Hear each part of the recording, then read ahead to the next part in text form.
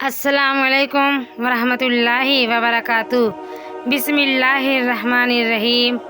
تمہارے والدین تمہیں بچپن میں شہزادوں کی طرح پالتے ہیں، لہٰذا تمہارا فرض بنتا ہے کہ ان کے بڑھاپے میں ان کو بادشاہوں کی طرح رکھو۔ رشتوں کی خوبصورتی ایک دوسرے کی بات کو برداشت کرنے میں ہے۔ بے عیب انسان تلاش کرو گے تو اکیلے رہ جاؤ گے۔ زندگی کے ہر موڑ پر صلح کرنا سیکھو، کیونکہ جھکتا وہی ہے جس میں جان ہوتی ہے، اکڑنا تو مردے کی پہچان ہوتی ہے۔